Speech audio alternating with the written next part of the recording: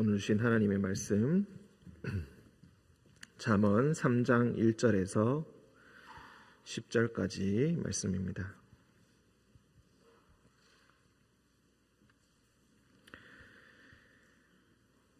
잠언 3장 1절부터 10절까지 말씀 교독으로 읽고 10절은 함께 읽도록 하겠습니다.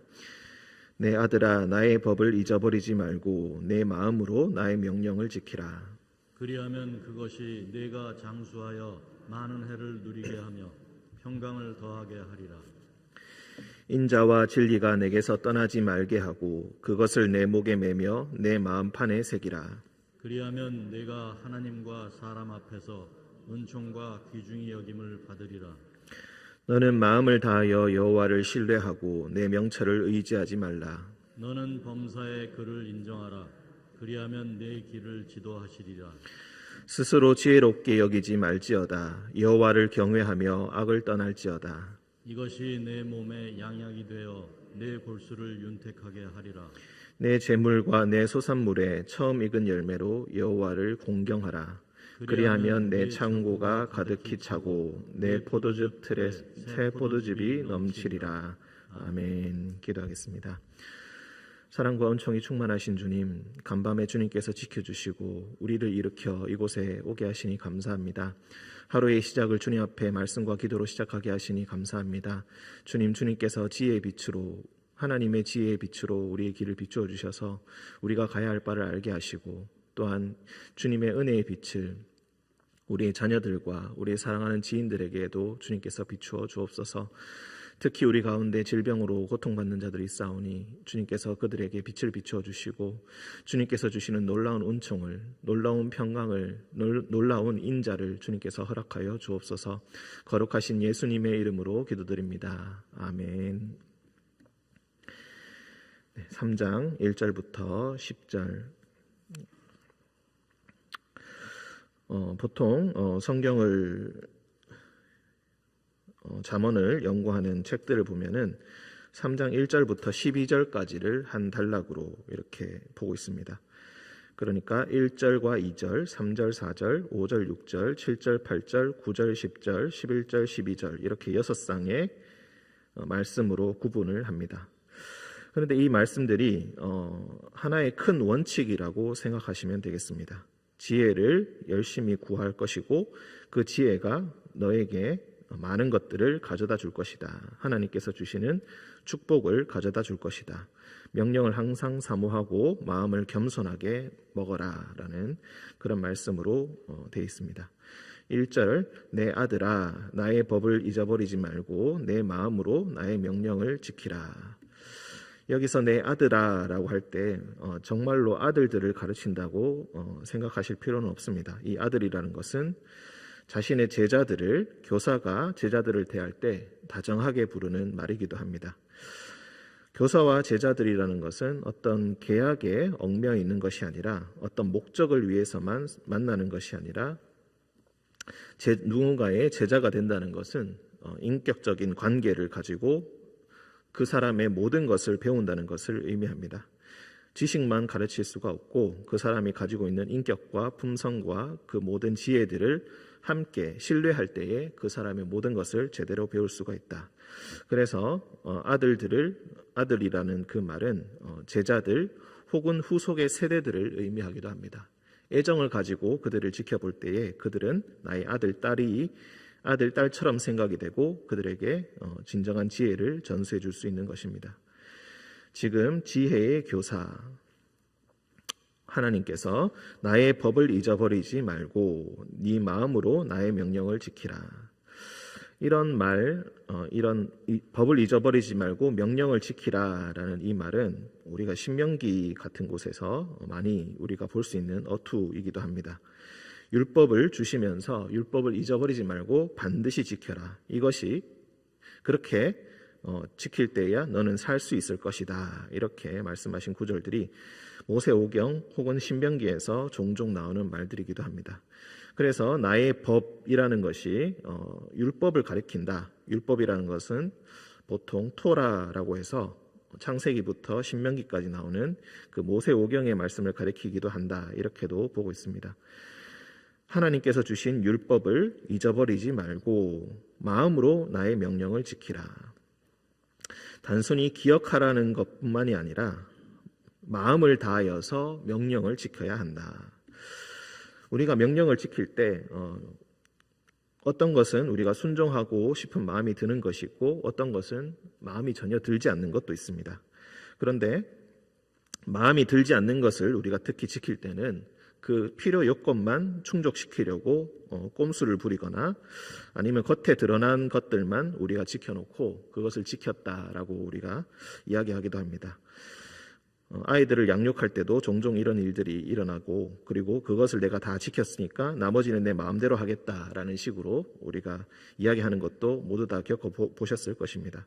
하지만 하나님의 법은 그렇게 지키는 것이 아니라 마음으로 지켜야 한다.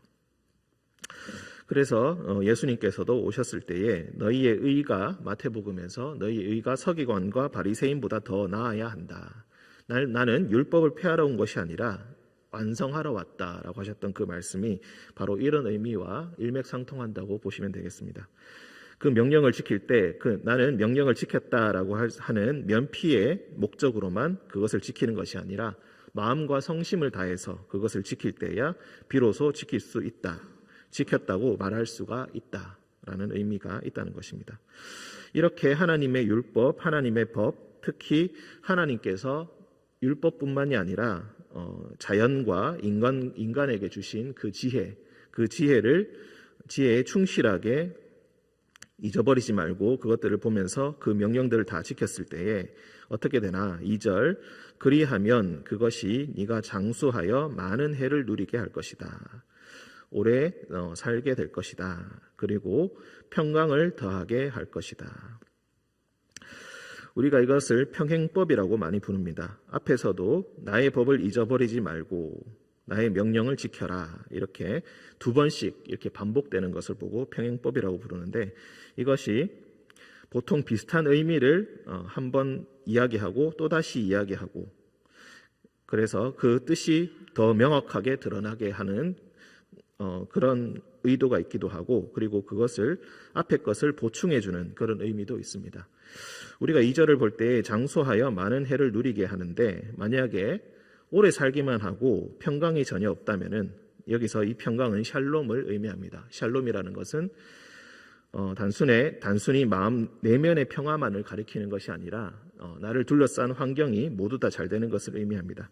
건강하고 재물이 충만하고 자녀들이 잘 되고 마음이 평안한 것, 이 모든 것들을 포괄하는 말들, 그것이 바로 평강입니다. 오래 살아도 평강이 없다면은 그것은 곧 지옥일 것입니다. 그런데 하나님의 율법, 하나님께서 주신 그 지혜를 잘 지키면은 장수할 뿐만이 아니라 너의 마음 속에 너의 주변을 둘러싼 모든 환경이 다 잘 되게 될 것이다. 3절 인자와 진리가 내게서 떠나지 말게 하고 그것을 내 목에 매며 내 마음판에 새기라. 자, 1절과 3절 이것이 계속 일맥상통하게 비슷한 말이 계속 반복된다고 보시면 되겠습니다. 1절부터 12절까지는 보편적인 원리를 계속해서 재진술한다고 보시면 되겠습니다. 여기서 인자라는 것은 우리가 한 번쯤은 들어봤을 헤세드를 의미합니다. 진리라는 것은 에메트라고 합니다. 인자와 진리가 내게서 떠나지 말게 하라. 여기서 인자와 진리라는 것은 보통 다른 성경에서는 하나님께서 우리들에게 베풀어 주시는 것을 의미하는데 여기서는 인자와 진리라는 것이 두 가지 차원이 있습니다. 우리 자신이 하나님께 대하여 갖는 여기서는 우리가 인자라는 말보다는 사랑이라는 말로 표현하면 더 좋겠습니다. 사랑과 진리가 떠나지 말게 하라. 그리고 또 한 가지 차원은 하나님께 대할 뿐만이 아니라 우리의 이웃들에게 베풀어지는 것입니다.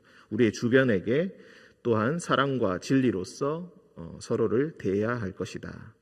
예수님께서 가르쳐주신 율법의 가장 큰 두 원칙, 하나님을 사랑하고 내 이웃을 내 몸과 같이 사랑하라라는 말이 여기서도 적용이 된다고 볼 수가 있겠습니다. 인자와 진리가 항상 내게서 떠나지 말게 하라. 그것을 내 목에 매며 내 마음판에 새겨라. 목걸이를 걸고 다니는 것처럼 이 인자와 진리라는 이 원칙을 너의 마음속에 항상 새기고 있어라. 그리고 그것을 절대로 잊지 않도록 애를 써라. 그리하면은 3절과 4절이 한 묶음이라고 했습니다. 그 결과가 네가 하나님과 사람 앞에서 은총과 귀중히 여김을 받을 것이다. 은총과 귀중히 여김을 받는다라는 것이 역시 인자와 진리와 비슷한 말이라고 볼 수가 있겠습니다. 너희가 주는 것만큼 그렇게 너희가 또한 받을 수가 있게 될 것이다. 인자와 진리로 항상 하나님을 대하고 사람들을 대하여야 한다. 5절 너는 마음을 다하여 여호와를 신뢰하고 내 명철을 의지하지 말라. 그리고 너는 범사에 그를 인정하라. 여기까지 하고 그리하면 너의 길을 지도해 주실 것이다. 우리가 지혜라는 것이 책을 통하여서 배울 수 있는 어떤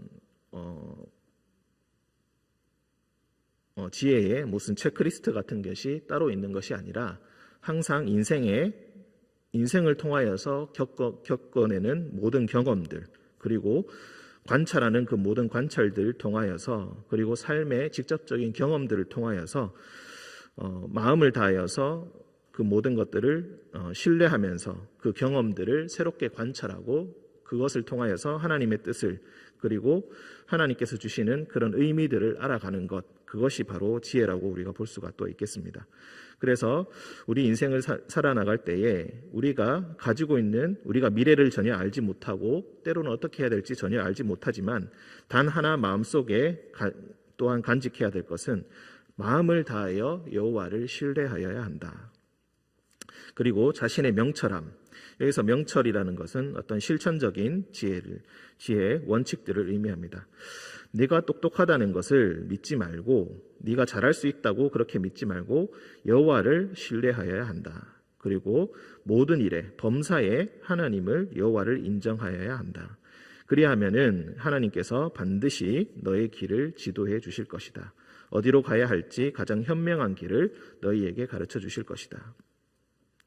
7절, 이것도 비슷한 말입니다. 계속 비슷한 말이 반복된다고 볼 수 있겠습니다. 스스로 지혜롭게 여기지 말지어다. 여호와를 경외하며 악을 떠날지어다. 그래서 또 새로운 원칙, 악을 떠나야 한다. 스스로 지혜롭게 여기는 것이 어떻게 보면 악으로 접어드는 길일 수가 있다. 그러니 스스로 판단하여 내가 스스로 지혜로운 길을, 옳은 길을 갈 수 있다라고 판단하지 말고 여호와를 경외하는 마음으로, 항상 겸손한 마음으로 처음부터 다시 생각하여라. 범사에 여호와를 인정하면서 다시 한번 고민하고 다시 한번 말씀 앞에서 너를 비추어 보면서 너의 길을 선택하여라. 이렇게 한다면은 이것이 너의 몸에 양약, 좋은 약이 될 것이며 너의 골수를 윤택하게 할 것이다. 건강하게 할 것이며 너의 모든 삶의 조건들이 더 나아질 것이다. 윤택해질 것이다. 라는 것을 의미합니다. 9절 너의 재물과 너의 소산물의 처음 익은 열매로 여호와를 공경하라. 이 표현은 구체적으로는 헌금을 이야기할 것이고 조금 더 넓은 의미로는 예배를 의미할 것입니다. 너의 삶의 자세, 너의 삶의 예배의 자세로 하나님 앞에 살아가야 할 것인데, 처음 익은 열매를 드린다라는 것은 가장 좋은 것을 하나님께 드린다는 것을 의미합니다. 너희가 살아가면서 얻은 소득 중에서 가장 좋은 것을 하나님께 드리고 그 나머지 중에서 너희가 적절하게 소비하면서 그렇게 살아가라. 내가 지금 얻은 그 모든 재물과 그 소산물이 하나님께서 주셨다는 것을 인정하는 것이 바로, 그 인정하는 것의 그 증거가 바로 처음 익은 열매를 여호와께 드리고 나머지를 자신이 갖는 것이다. 이렇게 볼 수가 있겠습니다. 재물로 인하여서 마음의 유혹이 생기지 않고 욕심과 탐욕이 생기지 않고 이 모든 것들이 하나님께서 주신 것을 내가 잠깐 누리는 것이다 라는 것을 이 행동들을 통하여서 내가 스스로 깨닫고 스스로 경계하게 된다. 그런데 그렇게 하면은 너의 창고가 가득히 차고 너의 포도즙 틀에 새 포도즙이 넘치리라. 재물을 하나님께서 주셨다는 것을 인정하면서 겸손히 드릴 때에 오히려 너의 창고가 가득히 차게 될 것이다. 하나님께서 주시는 풍성한 은혜가 가득 넘치게 될 것이다. 1절부터 10절 말씀을 정리하자면은 12절까지도 우리가 원래는 함께 보아야 되는데, 범사에 여호와를 인정하는 태도를 가져야 한다. 우리가 어떤 원칙을 정하지 않고 우리가 어떤 책이 있어서 이럴 때는 이렇게 하라, 저럴 때는 저렇게 하라라고 하면서 구체적으로 가르쳐 준다면은 참 좋을 텐데, 지혜라는 것은 그런 것이 아니라 오히려 한 가지 원칙을 마음속에 항상 품는 것이다. 바로 여호와를 경외하는 것. 그리고 여호와를 경외한다는 것은 인자와 진리가 너의 마음속에서 떠나지 않고 너의 마음판에 새겨져 있는 것. 여호와를 범사에 인정하면서 여호와의 지도하심을 믿고 따르는 것. 이 모든 것들은 여호와를 향한 굳은 신뢰가 없으면은 불가능한 일일 것입니다. 그래서 계속 주장하는 것은 마음으로 나의 명령을 지켜야 한다라는 것입니다. 어떤 다른 목적을 가지고 이렇게 하면 내가 잘 되겠지라는 그런 얄팍한 마음으로 하나님의 계명에 접근하는 것은 결코 너에게 만족을 가져다 주지 못할 것이다.